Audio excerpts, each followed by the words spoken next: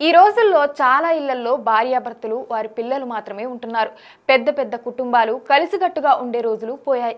ఒక సంతానం మాత్రమే ఉన్న కుటుంబాల సంఖ్య పెరిగిపోవడంతో ఆ పిల్లల్లో ఒంటరితనం పెరుగుతుంది.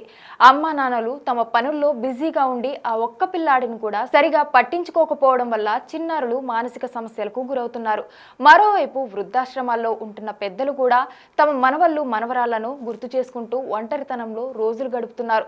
తమ పిల్లల దగ్గర ఉండలేకపోవడం వల్ల బాధతో కాలం గడుపుతున్నారు. ఈ సమస్యను గుర్తించిన ఆగ్రాలోని రామ్లాల్ వృద్ధాశ్రమం ఒక వినూత్నమైన ఆలోచనతో ముందుకు వచ్చింది.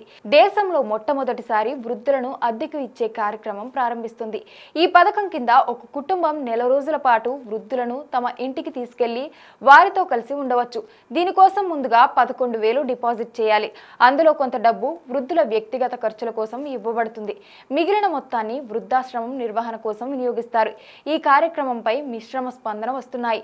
కొందరు దీన్ని మానవ సంబంధాలను అద్దెకు ఇచ్చే వ్యాపారంలా అభివర్ణిస్తూ విమర్శిస్తున్నారు. మరికొందరు మాత్రం దీనిని ఒక సామాజిక సేవగా చూస్తున్నారు.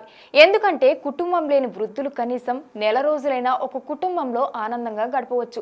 అదే సమయంలో పిల్లలకు పెద్దలకు ఒంటరితనం తగ్గుతుంది. ఈ కొత్త ప్రయోగం నిజంగా మనుషులను కలుపుతుందా లేక మానవ సంబంధాలను వ్యాపారంలా మార్చేస్తుందా అన్నది చూడాలి.